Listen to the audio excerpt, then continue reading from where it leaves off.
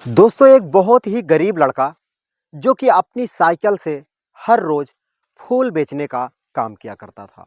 दोस्तों उसके घर से काफी दूर पर एक मार्केट थी और उसी मार्केट में वो अपने साइकिल से जाता और वहीं पर जा करके फूल बेचने का काम किया करता।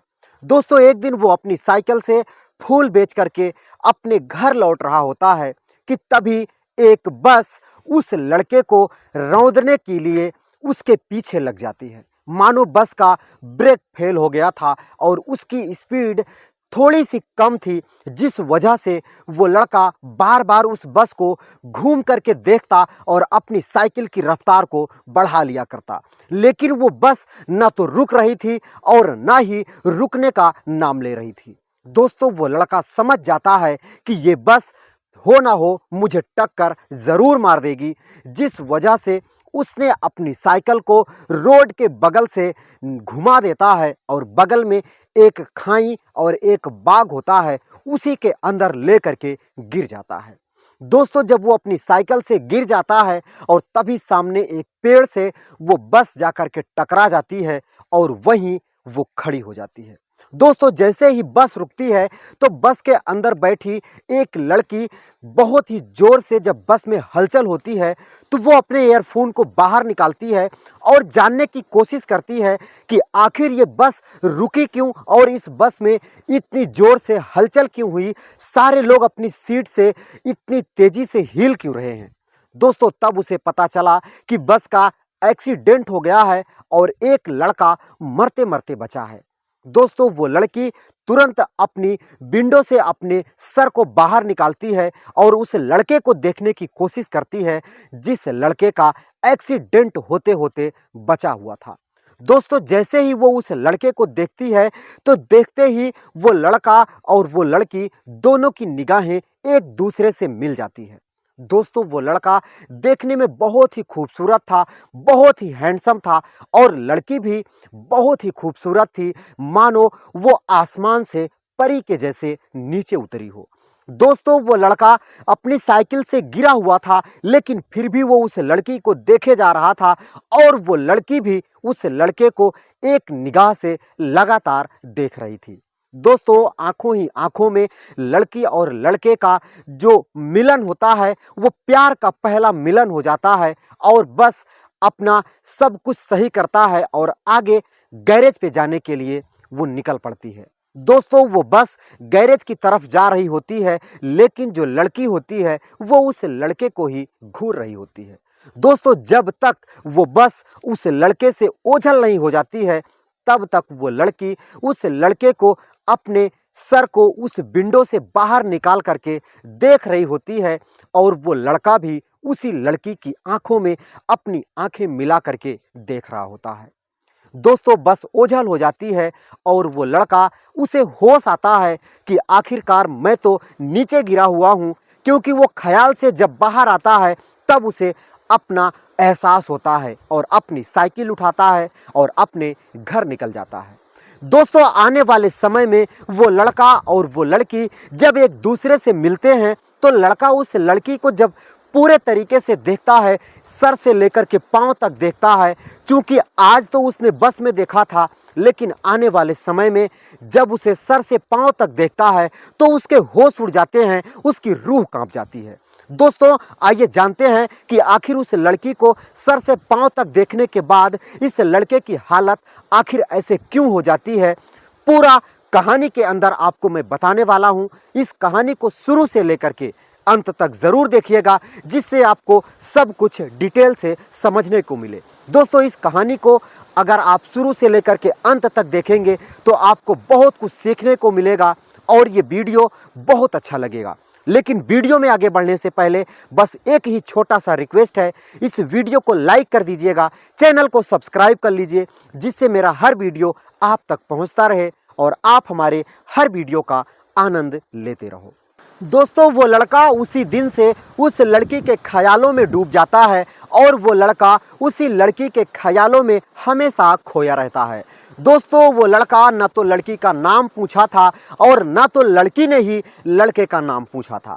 दोस्तों उस लड़के के पास उस लड़की का न तो कोई एड्रेस था न तो कोई पता था। आखिरकार वो लड़का उस लड़की को चाहने तो लगा था, दिल में तो बसा लिया था, लेकिन ना तो उसका कोई पता था, ना तो उसका दोबारा मिलने का कोई चांस था।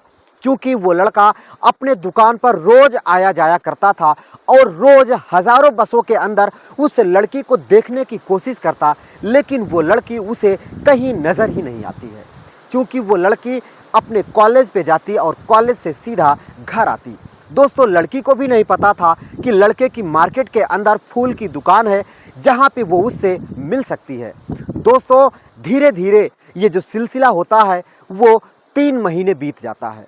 दोस्तों, 3 महीने के बाद वो लड़की अपनी एक सहेली की सगाई में गई होती है, जहाँ पे उसकी सहेली की सगाई हो रही होती है। दोस्तों, उसकी सहेली ने अपनी उस सहेली को इनवाइट किया था जिसका नाम पूजा होता है। दोस्तों, पूजा अपनी सहेली की सगाई में जब जाती है और वहाँ पर जो माला फूल देने एक लड़का आता है, जो जयमाल स्टेज पर लड़की और लड़का एक दूसरे को जयमाल डाल करके अपनी सगाई पूरी करते हैं, वो लड़का कोई और नहीं होता है बल्कि वो लड़का वही होता है जो उस दिन उस बस से मरते मरते साइकिल से नीचे गिर गया था। दोस्तों, इस लड़के का नाम विनय होता है और विनय माला फूल लेकर के उसकी सहेली के घर पहुंच जाता है और माला फूल देने लगता है। दोस्तों, सारी सहेलियां उसके पास बैठी थी और उसी में पूजा भी बैठ करके अपनी सहेली के साथ बातें कर रही थी। दोस्तों, जैसे ही वो लड़का विनय अपने माला फूल को लेकर के उस रूम में पहुंचता है और उसकी सहेली को बताता है कि ये जो माला है ये जयमाल स्टेज पर ले जाना है, ये माला आपका है और ये बगल वाला माला आपके पति का है, जो आपके गले में पहना करके आपकी सगाई को कंप्लीट करेंगे। दोस्तों, जैसे ही पूजा विनय को देखती है तो उसकी पुरानी यादें ताजी हो जाती है और वो विनय को बस एक टक देखती रह जाती है। दोस्तों, वो विनय को देख करके उसको यकीन ही नहीं हो रहा था कि ये विनय वही है जो 3 महीने पहले हम दोनों एक दूसरे की आंखों में खो गए थे और एक दूसरे से प्यार हो गया था। दोस्तों, विनय भी जब उस लड़की को देखता है, क्योंकि वो लड़की आज स्कूली ड्रेस में नहीं बल्कि वो लहंगे के अंदर थी, लहंगा और चुनरी लेकर के अपनी सहेली के साथ एक कुर्सी पर बैठी थी, वो भी मदहोश हो जाता है, मदमस्त हो जाता है। दोस्तों, वो पास में आकर के बात करना चाह रहा था, लेकिन वहाँ पे और भी लोग थे, जिस वजह से उसने उचित नहीं समझा और सिर्फ माला फूल दे करके वहाँ से उस कमरे से निकल जाता है। दोस्तों, जैसे ही कमरे से निकलता है, लेकिन उसकी इच्छा थी कि कहीं ना कहीं वो लड़की जरूर मुझसे बात करने के लिए बाहर आएगी और बस इसी इंतज़ार में वो कुछ ना कुछ इधर उधर करने लगता है और वहीं पर समय बिताने लगता है। दोस्तों, पूजा से रहा नहीं जाता और पूजा अपनी सहेली को बाहर जाने का एक बहाना लेकर के उस विनय से मिलने के लिए उस कमरे से बाहर आ जाती है। दोस्तों, जैसे ही वो कमरे से बाहर आती है, विनय दरवाजे के पास में ही एक कुर्सी पर बैठ करके उसी का इंतजार कर रहा होता है।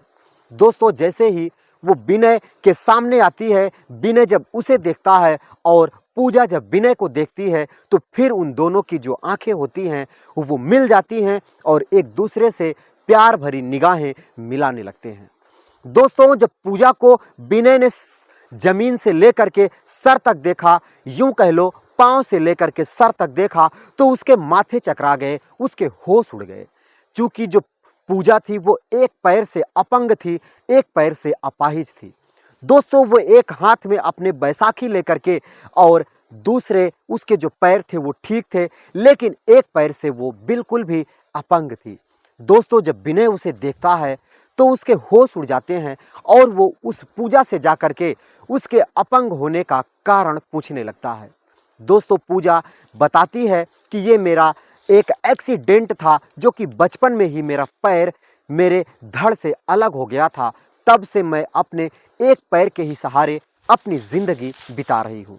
दोस्तों, विनय उसके इस हालत को जब सुनता है, उसके इस हालत को जानता है, तो एक पल के लिए मानो वो उस प्यार से बाहर आ जाता है, लेकिन अगले ही पल जब उसकी मासूमियत, उसकी खूबसूरती को देखता है, तो वो सब कुछ भुला करके उसके साथ प्यार मोहब्बत करने लगता है और अपने प्यार का इजहार कर देता है।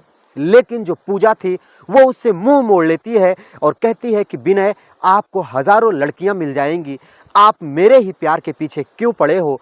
सारी उम्र मैं ऐसे ही आपको परेशान करती रहूंगी, लेकिन मैं नहीं चाहती कि आप मुझसे शादी करके सारी उम्र परेशान रहो।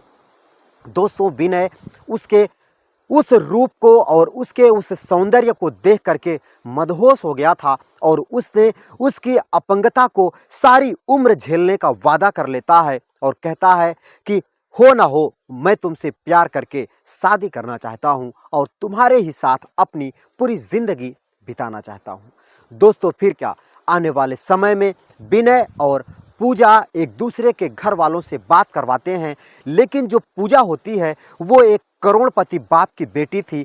उसके पापा के पास करोड़ों रुपए की दौलत थी जो कि विनय को नहीं पता था।